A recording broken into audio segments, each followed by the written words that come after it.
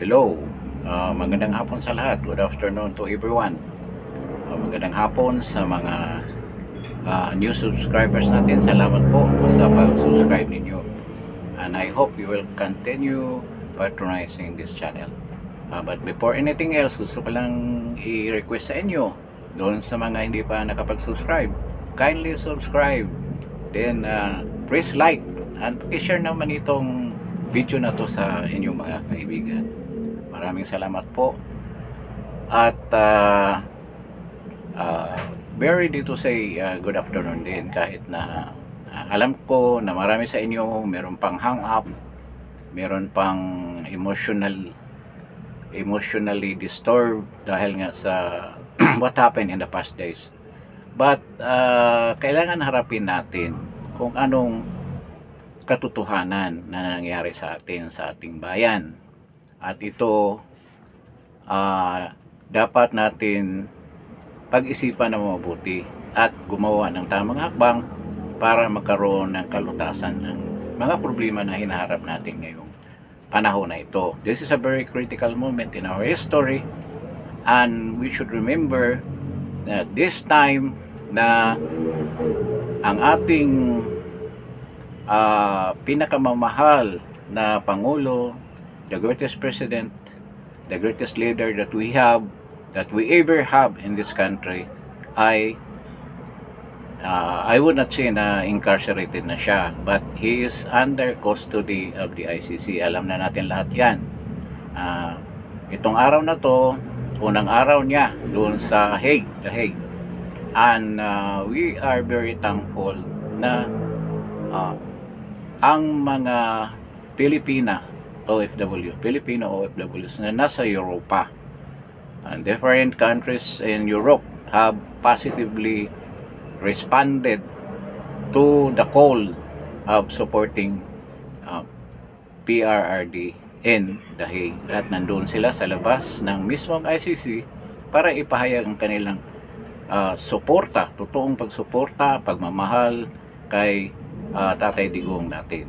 So, marami tayong pag-usapan ngayong araw na to, and some of this are very sensitive topics, and wala nang dapat itatago tayo sa panahong ito. This is a very critical moment for the situation of our country, and I think this is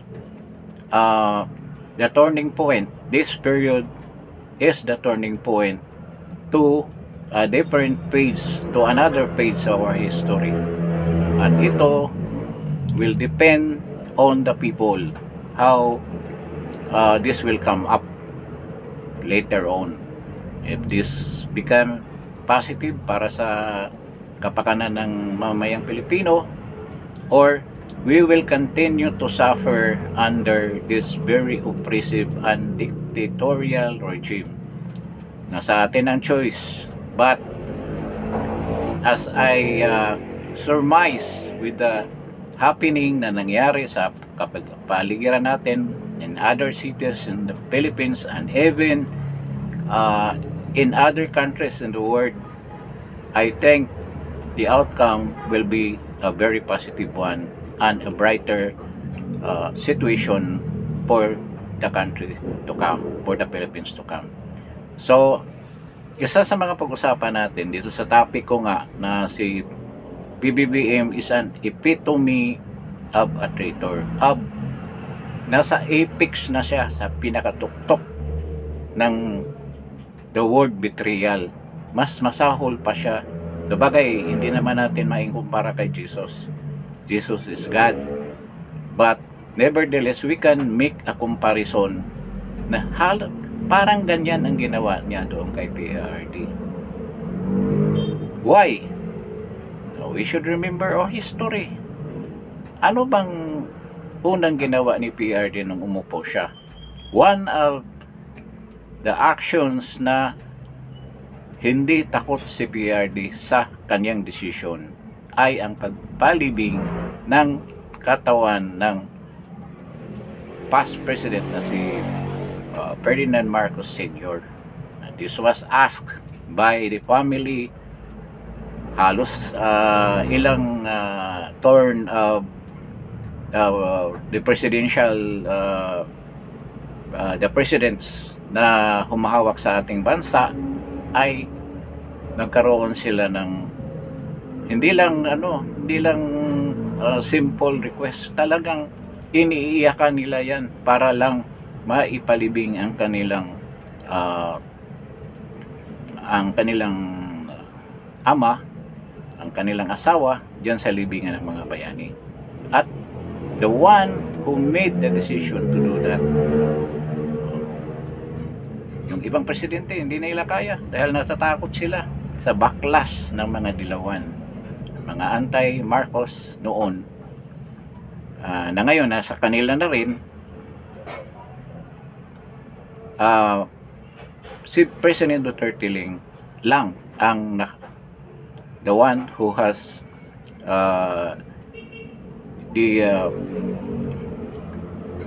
isang tapang na maipalibing ang kanilang ama o asawa diyan sa libingan ng mga bayani. At ito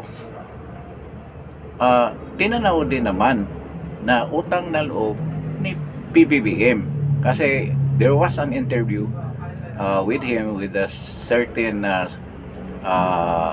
TV station na nagpapasalamat talaga siya kay President Duterte noon yon, after the burial of past President Marcos in the libingan ng mga bayani.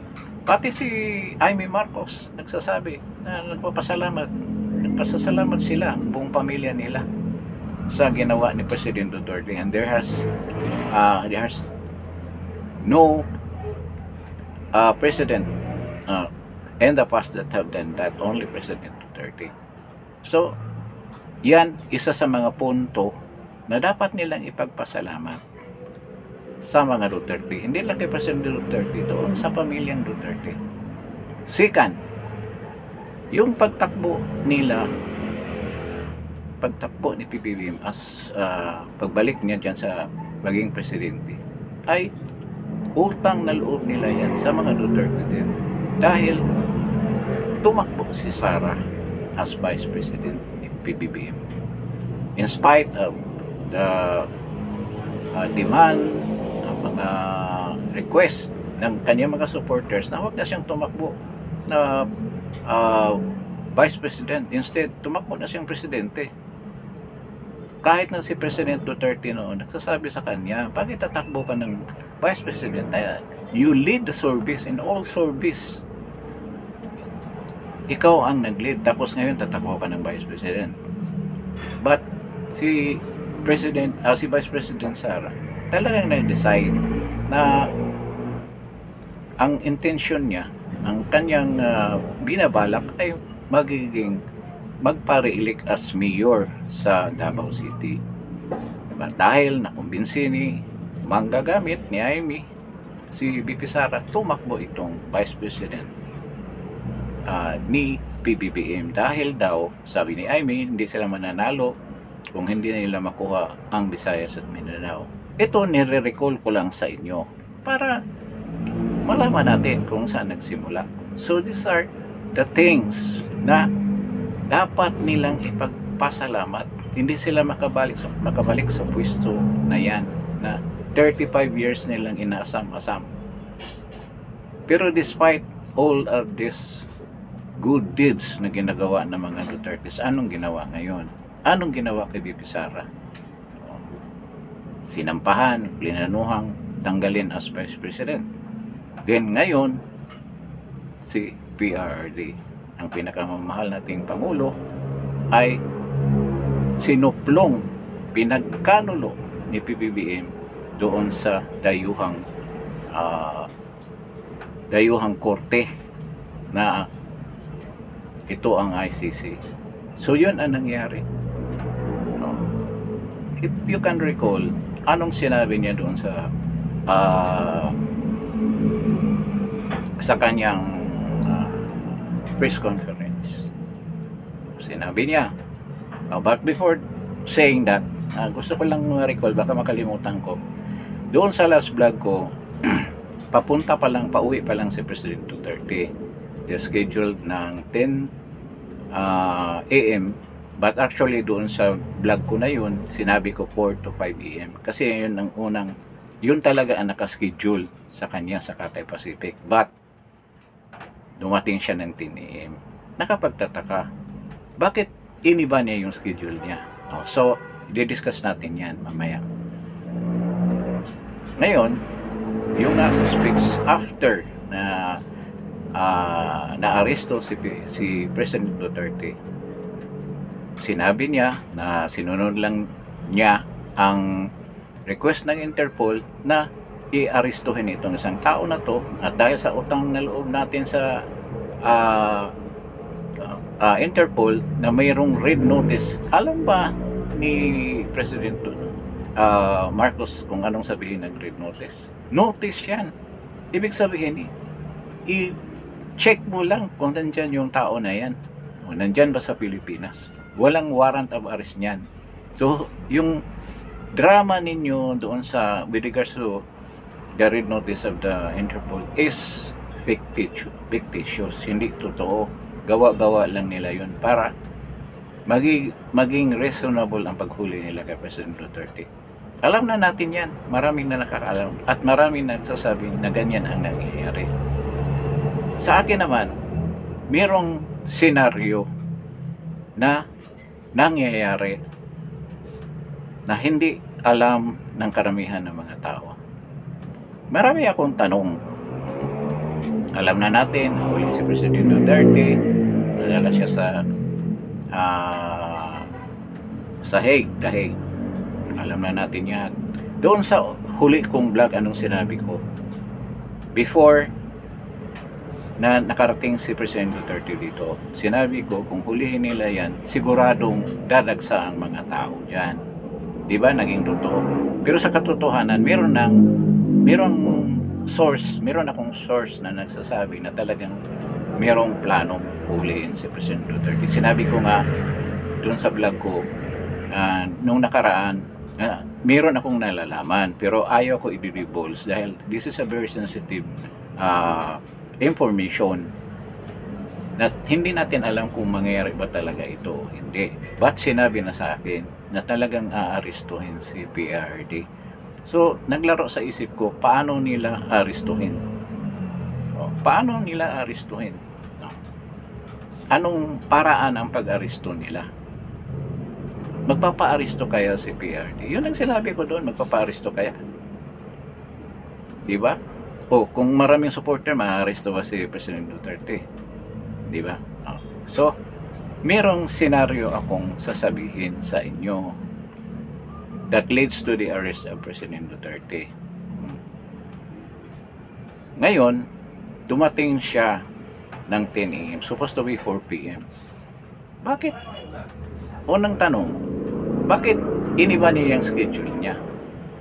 Bakit iniba niya ang schedule niya na 10 AM na siya? Was there any reason? Kung sabihin niya, gusto ko lang umuwi ng maaga, meron bang reason? Pangalawang tanong, bakit sa NAIA 3 siya lumating? Ngayon kung concerned pa siya sa balita, President Duterte, may intelligence network yan. So alam niya na may balak na siya ay arestuhin. Sigurado yan.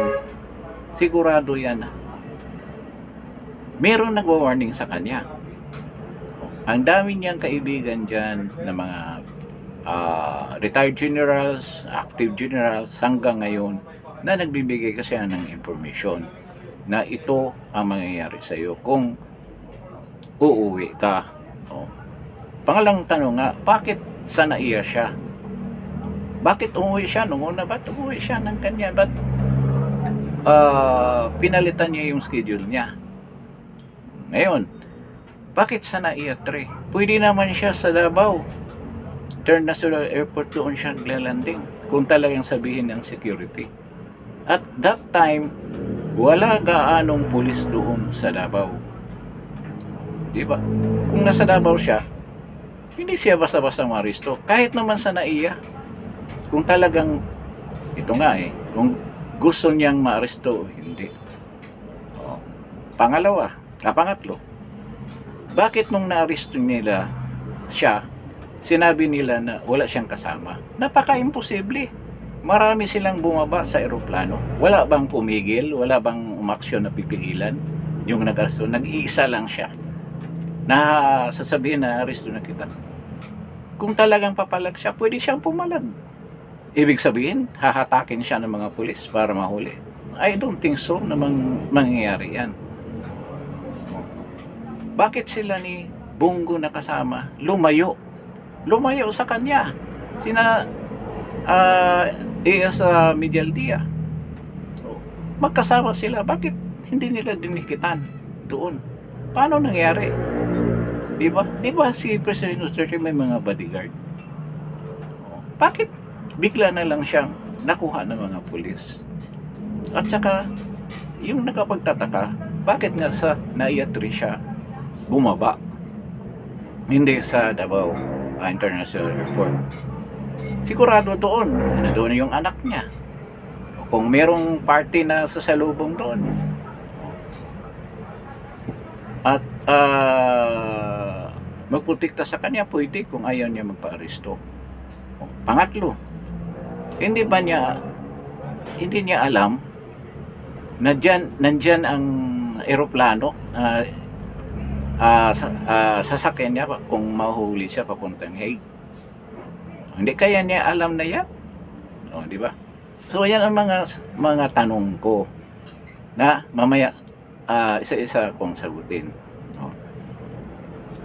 Ngayon, ulitin ko yung eroplano, yung jet na yung Gulfstream ni Tambaluslos ang ginamit dyan. Hindi ba nila alam na nakaparada dyan? Kung doon siya sa Davao bumaba, so lilipad pa yung eroplano doon, 1.5 oras pa bago makarating. Di ba? So hindi nakahanda. Alam niya nakahanda na yung mga pulis o sila tourist sa gagawin. So susunod na tanong, nung nahuli siya, dinala siya sa Villamor. Umalis siya na Bongo, sumunod lang doon sa Villamor. Si E.S. Medialdia hindi nakasama. Hindi nakasama. Nakasama siya hanggang Villamor Air Base. So, nung nagtanong sila kung saan dalhin, sabi sa Krami. So, they were deceived. Dinala pala sa Villamor.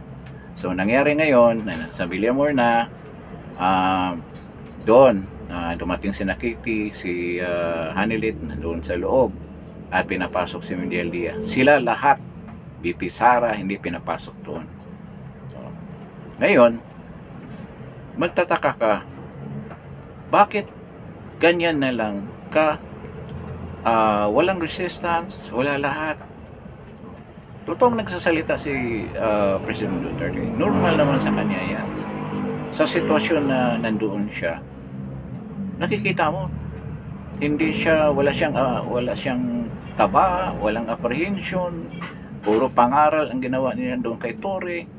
At yung iba nga, parang threat kay Torre, na totoo naman talagang mangyayari yan kung babaliktad ang pangyayari, ang panahon. Kung mag-iiba na ang panahon, talagang yan ang mangyayari sa kanila, ng mga warning ni President Duterte. Pero doon sa mga actuations niya, nababasa ko na alam na niya kung ano mangyari. Alam na talaga niya kung ano ang pupuntahan niya. Malamang, sa tingin ko, pinag-aralan na nila yan. Hinayaan lang nila na magkamali ang galaw ng kalaban. Itong mga timbangag na magkamali. Ang daming pagkakamali na nagawa nila.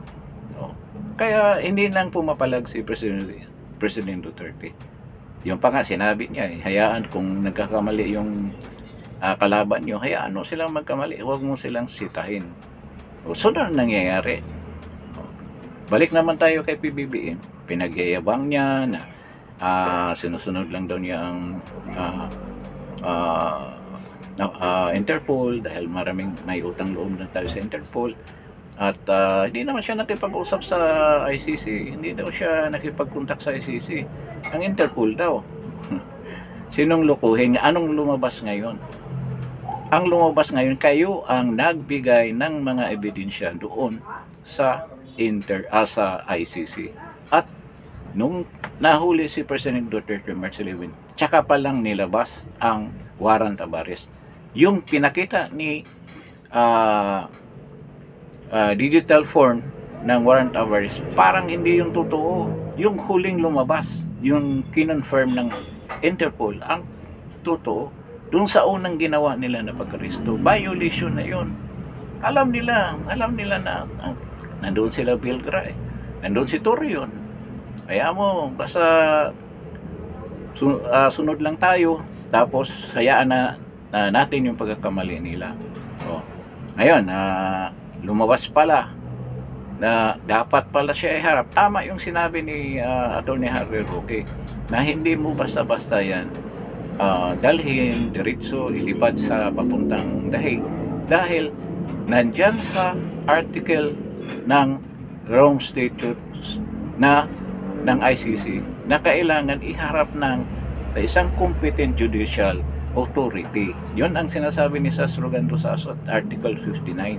Yung lagi niyang in-emphasize na kailangan gagawin mo na yan bago mo ipatawag ng ICC doon na sa pre-trial proper. Pwede nga siya mag-post ng bail for his temporary liberty kahit na meron na siyang warrant of arrest. Ngayon, yung competent judicial authority na magtitingin doon kung tama ba yung warrant of arrest na inisyu ng ICC. Kasi kunting pagkakamali doon, hindi na yung pwede tanggapin. Ay, kung mali, di ba maraming kaso na hindi napapadala yung mga summon ng korte. Hindi nakarating doon sa kung sino mang dinimanda in a criminal case. Ang nangyayari, na-dismiss dahil nga hindi natanggap. Kaya yung usual na sasabihin, hindi ko natanggap yung mga summon ninyo, yung nasupuinan nyo. Hindi ko natanggap. Tapos i-convict niya ako i-convict ninyo ako. In that case, talagang ma-dismiss yan sa korte. Ito rin nangyari ngayon. Ang laking pagkakamali na ginawa nila. Kasi sa sobrang nilang pagmamadali, sinakay kaagad sa eroplano. Sinakay kaagad sa jet at dinala sa Hague.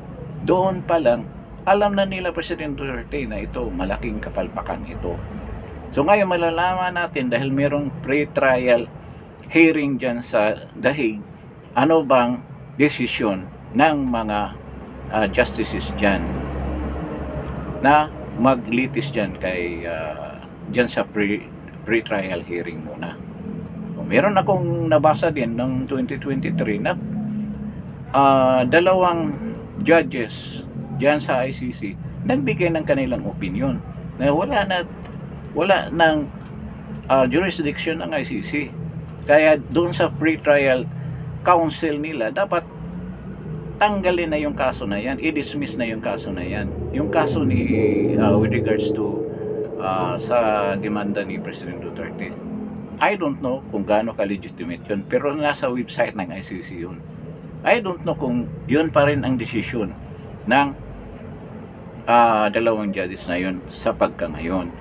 Okay, dalawa lang ang nakita ko eh. So ganito yun, bago tayo pupunta dyan sa ICC proper.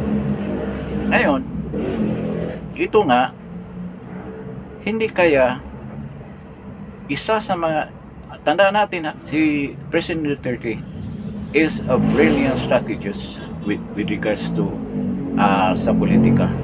Kaya hindi siya natatalo. Dahil ang grabe keen siya doon sa mga detalye, kung anong sunod na gagawin para mapanalo ng isang sitwasyon. At dito sa sitwasyon na to, malamang pinag-aralan niya mabuti. O bakit nasasabi ko yan? Doon pa lang sa Hong Kong, anong sinabi niya?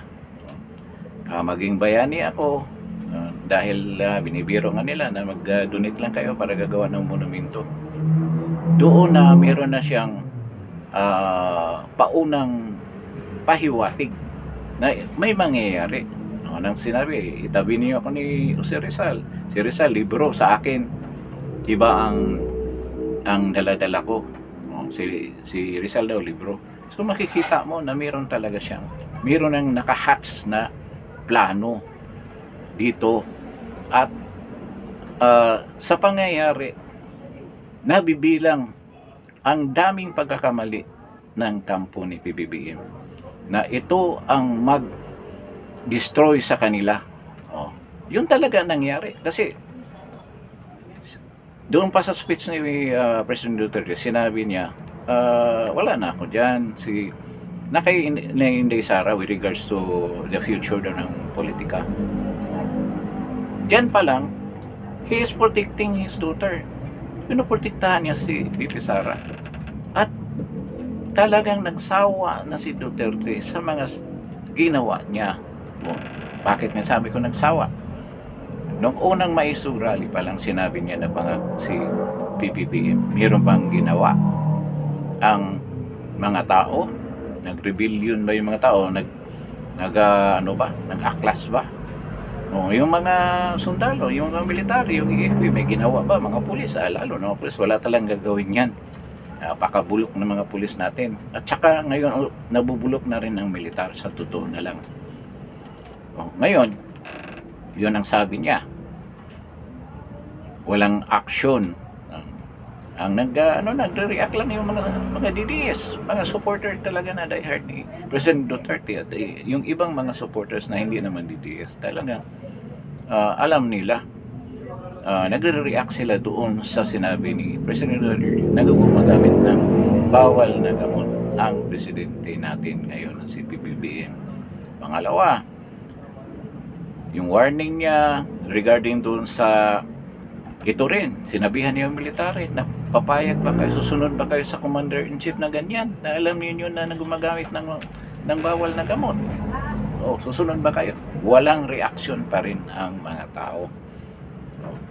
Mabot na dito sa GEE na to, ang daming maisog rallies na ang mga tao walang reaction. Hindi lumabas sa streets para magreklamo. Sabi yun naman ang ni President Duterte, laging reverse psychology. Sabi niya, hindi kailangan na magkagulo tayo, ayaw ko ng kurita. Pero kung underlying na intention nandoon, na nagsasabi sa military na kayo na lang ang pag-asa. Lagi niyang in-emphasize ang military, but to no avail, hindi nagre-react ang military. They become very insensitive dahil nga inuuna nila yung career at para karamihan sa kanila nababayaran. Yan ang katotohanan dyan. Yung mga general dyan, nababayaran yung mga yan. Yan ang mga bagong mga traidor sa bayan. Nasa naka-uniforme kayo tapos napabayad kayo. Dapat sa inyo firing squad sa katotohanan lang. Dapat talaga kayo i-firing squad. Ngayon, hindi nag-react ang mga tao. Ang daming sinabi si President Duterte with regards to the administration. Nandito na tayo sa GEA. Yan sa Bicameral Conference Report na grabe ang korupsyon na ginawa. Nag-react ba yung mga tao? Hindi. At alam ni President Duterte na pag wala siyang drastic action na gagawin, ang susunod na mas matatamaan ay ang kanyang anak na si VP Sara. Kasi ultimately talagang itutuloy nila yung impeachment. Kahit sabihin na natin na wala nang pag-asa na magkaroon ng impeachment si VP Sara. Yan naman lagi kong sinasabi na hindi talaga magkaroon ng impeachment trial dito sa time na nag-recess yung mga senators. So dahil dyan, ang nangyari, siya mismo ang nag-sacrifice. So, yung mga tanong ko kanina, bakit nagpunta siya dyan sa Naiya 3? Bakit yung oras inagahan pa niya? Pangatlo, bakit wala siyang escort na magpipigil dyan sa pag-aresto sa kanya? Bakit wala lahat yun? Siya ang nagsabi siguro, sabihin na natin yung mga bodyguard niya umaksyon, pero sabihan, sige, huwag na niyong gawin yan. So talagang sadyang nagpahuli si President Duterte. Bakit? Ano bang sa tingin natin na target ni President Duterte? Sa akin, diretsuhin ko kayo, to initiate a regime change. Sabi nila, bawal daw magsalita ng people power. Bakit bawal? People power lang ang solusyon dyan. At ang trigger dyan, itong pangyayaring ito ngayon. Kaya talaga, gusto ni President Duterte siya mag-sacrifice dahil sa tingin niya, expendable na siya. Wala siya sa posisyon, matanda na siya, retired na siya. Kahit nasabihin natin marami pang sumusunod sa kanya. At yan din ang isa sa mga consideration na naisip niya. Kailangan ako ang magsakripisyo. At yan, alam ng pamilya. Alam nila yan. Hindi sila shock. Shock pa si BP Sara. Paglabas niya sa sa Villamor, nagwawala ba siya? They have a preconceived information, preconceived notion, preconceived idea na ito ang mangyayari. So, preparado sila. They are ready. Nung hindi siya pinapasok, in-insist ba niya? Vice President siya ng Pilipinas, hindi siya papasukin doon sa ama niya para makita niya, matulungan niya. Imposible. BP Sara never insisted. Nakiusap siya, pero talagang hindi niya in-insist. Ano yun? Dahil alam na nila. Hayaan mo. Kasi isa yan sa mga negative na aspect dyan sa pag-aresto ni President Duterte na maipukol doon sa administrasyon ni PBBM. At ito nga yung nangyayari ngayon. Ultimately, unti-unting na yayanig, nasisira at babagsak yung rehimen na yan. Sigurado yan. Ngayon, so ito ang nangyayari ngayon. So yung pagpahuli ni President Duterte, huwag kayong malungkot. That's part of the plan.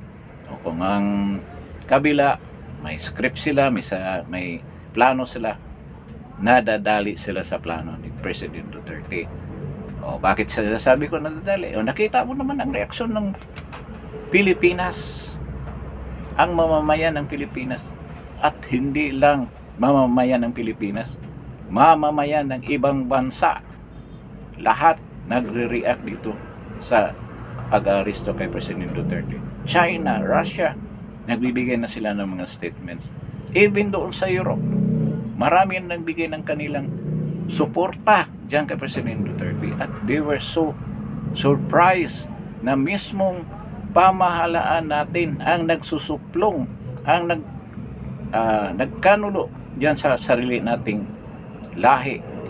lahing Pilipino na presidente, na pinakamagaling na presidente. Isang Pilipino ang nag-surrender na this is the ultimate type of kataksilan na ginawa sa kanyang kalahi. Remember, ang US, anong sabi? Kung may mahuhuli na isang citizen dyan, dahil dyan sa mga paratang ninyo sa tao na yan, na yan ay isang US citizen, susugurin namin yung ICC na yan at kukunin namin yung tao na ikukulong ninyo. Yan ang sinasabi ng noon pa ni Donald Trump. Yun din ang pakiramdam ng ibang mga lahi, lalo ng mga Israelita. Di ba?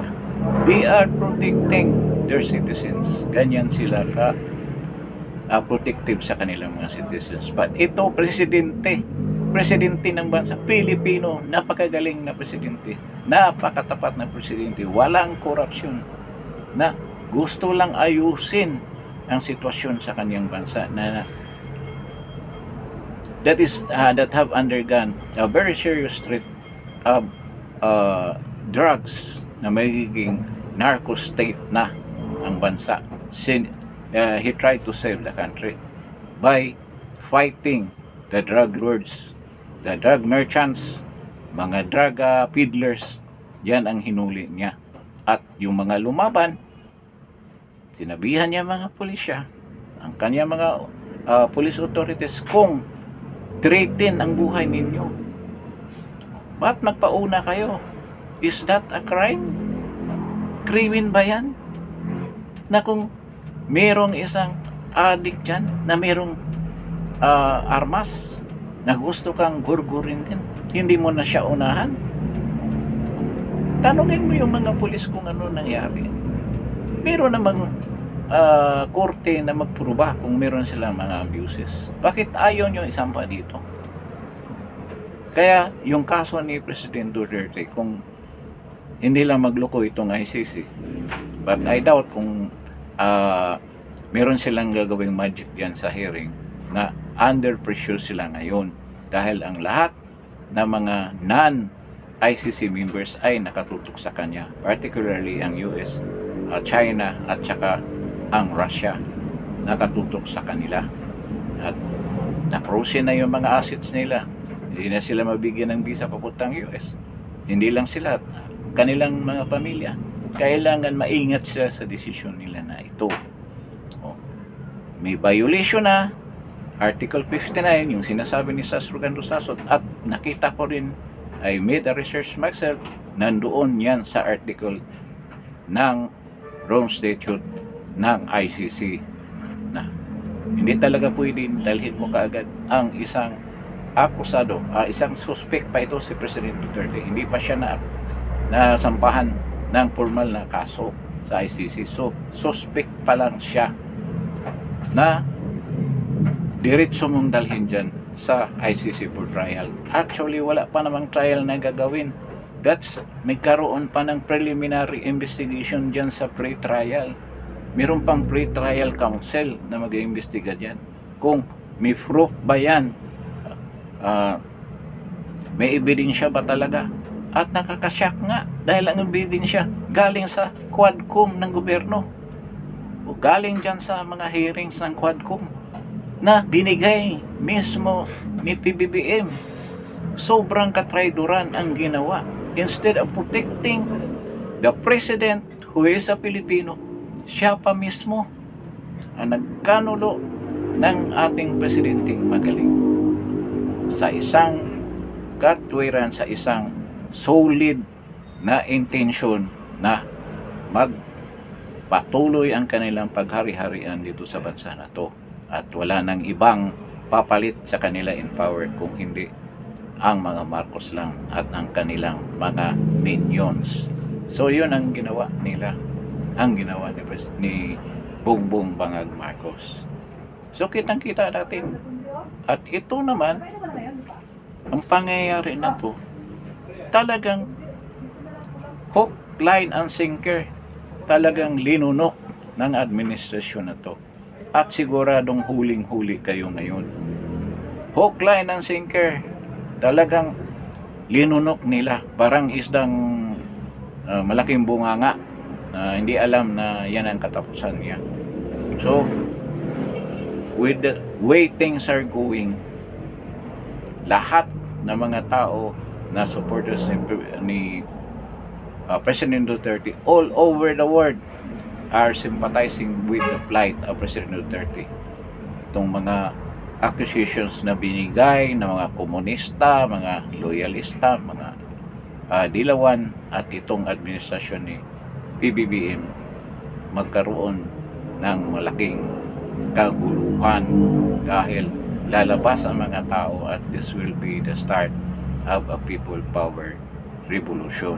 Sigurado ako dyan, at meron ako ring sabihin kung anong susunod na mangyayari. Sabi nila, opinion mo lang, yes, this is my opinion, and a lot of times my opinion is correct. Isang opinion lang na hindi pa nangyari sa lahat na sinasabi ko ang intervention ng military. But with this development ngayon na ginawa ni President Duterte, sabihin ko, siya ang nagplano nito. All things are moving to that direction.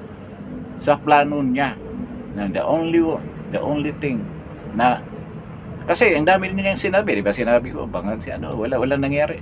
But right now, na nagpahuli siya, at alam naman niya na may lusot siya dyan. May alam siya, ang daming violation doon sa paghuli niya, pag-aresto sa kanya. May lusot siya. But the people are so angry with PBBM dahil sa kanyang katrayduran. Yun ang na-establish. But kung tanongin ninyo kung magiging makonvict si President Duterte, hindi sila aabot sa trial sa tingin ko. This is my opinion. Hindi sila aabot sa main trial talaga dyan mismo sa chamber ng ICC. Dito pa lang sa pre-trial, mapawalang sala na yan dahil sa maraming, sabihin na natin, technical violation na ginawa ang pamahalaan during his arrest. Hindi rin natin alam kung na-impluensyahan ba ang ICC. Alam naman natin ang rates ng pira natin. Pira natin yung ginamit nila para pang suhol. I don't know kung kaya ba nila gawin yan sa mga ICC judges. Di ba? Walang imposible sa kanya. I don't know kung ano nangyari doon sa nangyaring namatay na si Tantuco doon sa isang hotel sa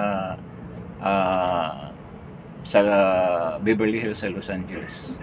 Wala pang balita kung ano nangyari doon sa investigation.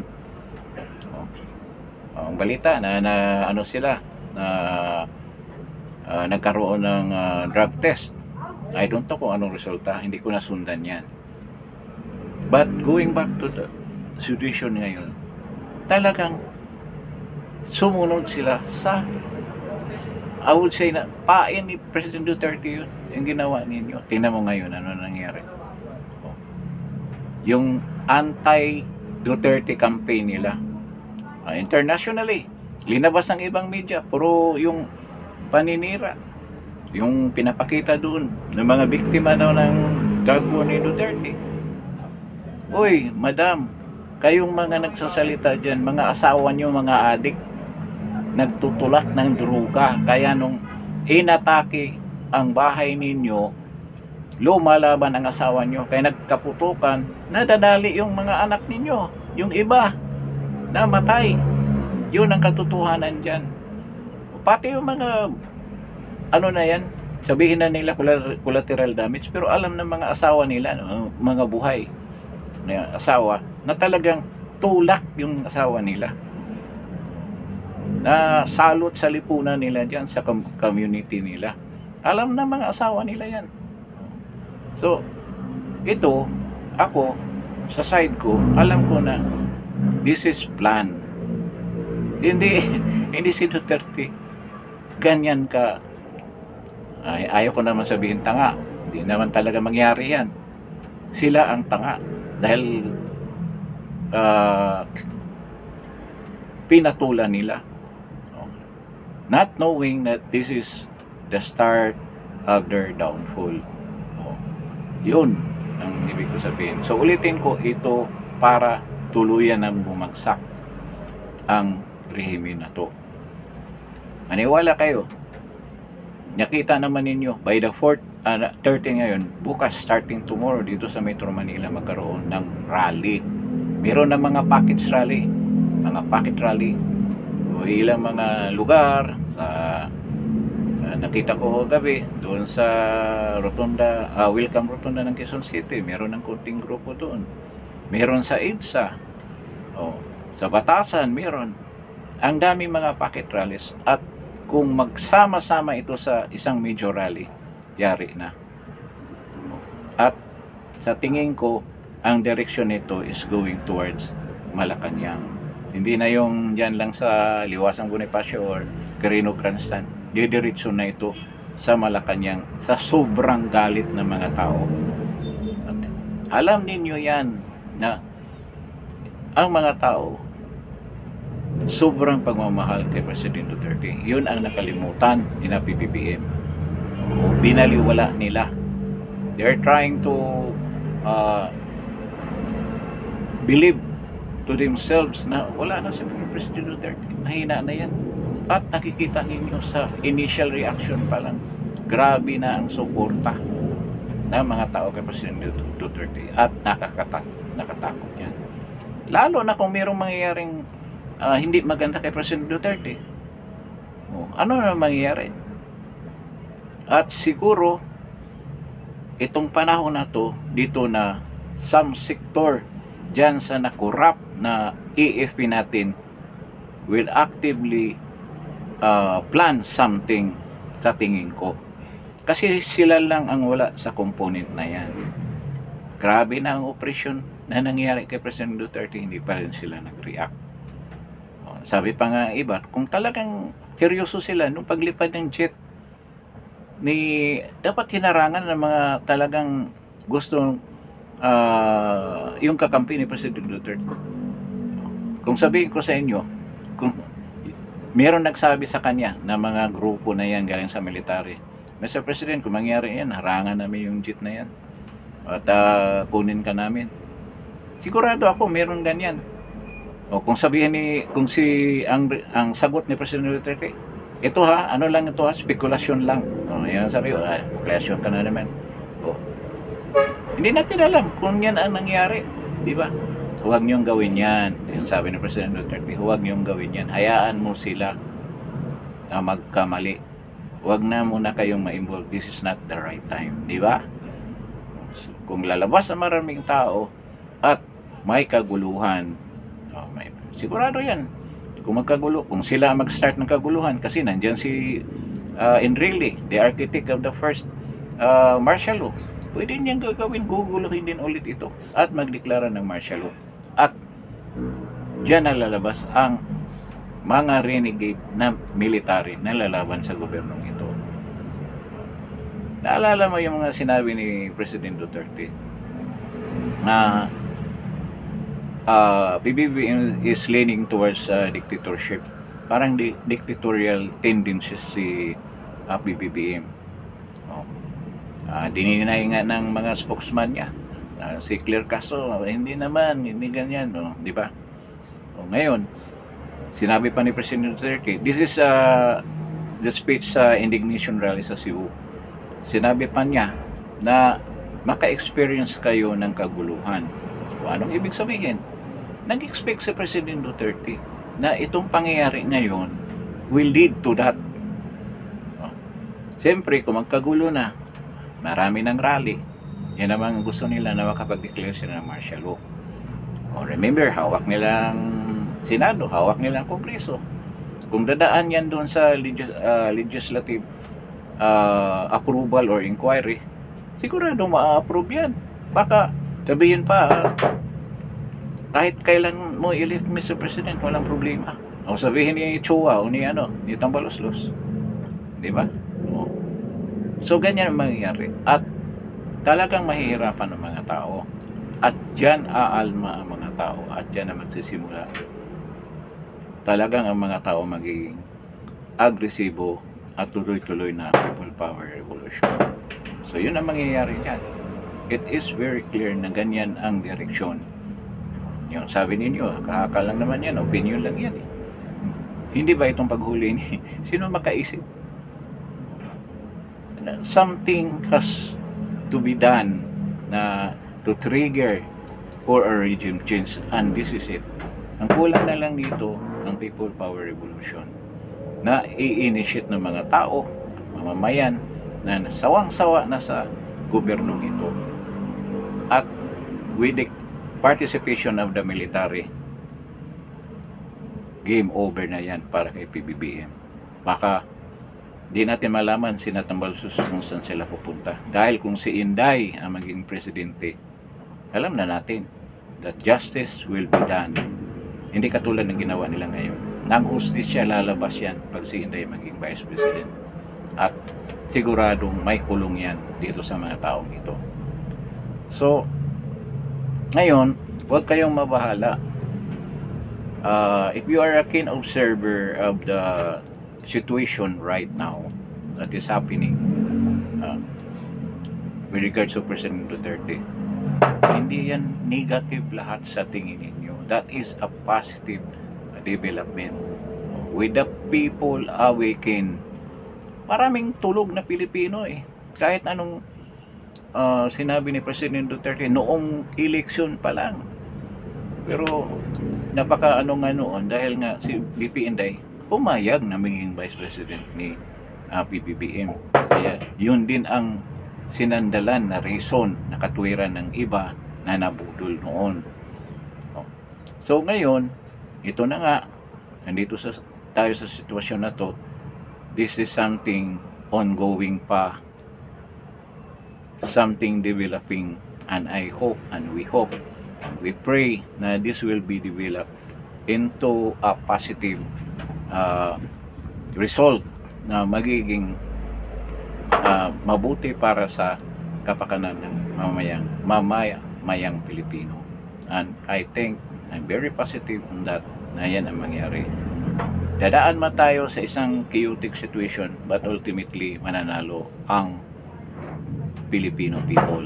The Filipino people will win in this war against this regime, this oppressive regime. Positive ako dyan. They will declare martial law. Mabuti na ngayon magsalita tayo. Kasi if you, kung ikaw naka-experience ka ng martial law, alam mo na kung ano mangyayari. Alam mo na kung anong nangyayari noon at mas grabe pa siguro mangyayari ngayon. With the attitude of this president, sigurado yun. Isipin mo, yung mga kapanahonan ni President Marcos, yung mga nakakulong sila Ninoy, sila Manglapos, kung sino pa yung nakakulong dyan sa Bikutan, pinapasok yung mga abogado nila. But what happened dyan sa Villamor? What had happened in Villamor? Lahat na mga abogado sina Bibot Bilyo, hindi pinapasok. Si Atty. Torion, hindi pinapasok. Si Bongboy, senador na yan, hindi pinapasok para makausap si President Duterte. At hindi mo matawagan sa cellphone dahil ginajam nila, may interceptor sila sa lahat ng cellphone calls. Nakita mo kawalang hiya ng gobernong ito. At yan si Torre. Dapat yan. Grabe ang iparusan yan. Kung sa China pa yan, siguradong firing squad yan. Sa pangyayaring ito. Sobrang kataksilan ang ginawa niya. Para siyang asong ulol. Pareho lang siya ni Trillanes. Dapat parusahan ng gusto yan. Hustisya naabot niyan. Yan nga, kung sa China pa, pwede mangyari sa kanya yan. Pero sa Pilipinas tayo, darating ang tamang hustisya para sa kanya. At sa kanila na lumabag sa mga ganyang batas sa Pilipinas.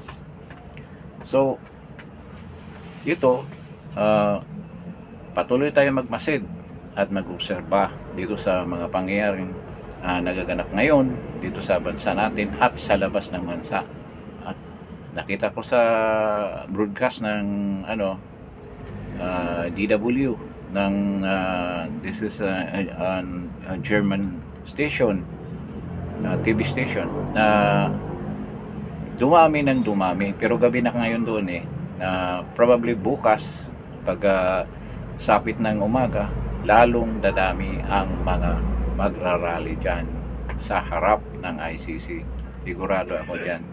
Dahil tomorrow is Thursday pa sa kanila, but sasabayan sa rally dito sa Pilipinas until tomorrow, Saturday, and Sunday. Sabay-sabay yan nationwide Pilipinas, at ang pinakamalaking bulk niyan ay dito sa Metro Manila. So with this, namnamin nyo yung mga sinasabi ko at tandaan nyo mga sinasabi ko. Siguro sa mga regular na nakikinig dito sa broadcast ko, dito sa vlog ko, yung mga sinasabi ko noon pa last year pa, sinabi ko na mangyayari talaga ito at papunta na tayo dito sa sitwasyon na sinasabi ko na magkaroon ng martial law. At ito na, ang with regards sa impeachment, hindi natuloy impeachment, di ba tama tayo? Hindi matuloy yan. But dahil nga dyan, they have no recourse but to declare martial law. At ito, naramdaman na rin ni PRD. Kaya bago mangyari yan, pero yun, doon nga papunta eh. Pinabilisan lang ni PRD na mangyari yan. Huwag kayong mag-isip na si PRD ganyan lang. Mga ginagawa niya ay walang balik yan. Walang mangyayaring mga event. Ito na nga, nangyari na. So, napakagaling niya mag-strategize. Yan ang isipin natin. So, we should be confident and we should be behind him. Hindi lang tayo magdadasal sa kanyang kamay. We will support all the way dyan sa mga ginagawa niya. Dahil siya, kahit ganyan, magawa siya ng paraan para sa bayan natin. Hindi pa natapos yung paglaban niya sa droga. Ito, tumaban naman siya sa rehimen na alam niya nagpapahirap ng bansang Pilipinas. Sinakripisyo niya ang sarili niya. Pwede naman siya manahimik na lang eh. But sa pagmamahal niya sa mga Pilipino at pagmamahal niya sa kanyang anak na babae na si BP Sara, alam niya mapapahamak si BP Sara kung pabayaan niya. Kaya ginawa niya ito. So yan ang dapat natin intindihin. At katulad niya, magsakripisyo rin tayo. We shall give our share para ma-liberate natin ang bansa natin from this oppressive regime. At walang iba niyan na gagawin kung hindi ang pag-participate sa mga rallies, sa mga demonstration. Continue posting dyan sa mga Facebook accounts ninyo. At kumbinsihin ninyo yung mga kamag-anak ninyo, yung kapatid ninyo na hindi pa ipaalam sa kanila itong pangyayari na to. At sana itong vlog ko na ito, itong broadcast na ito, this time, i-share ninyo para at least naman magkaroon sila ng idea whether they believe it or not. Nasa kanila yun. This is a free country.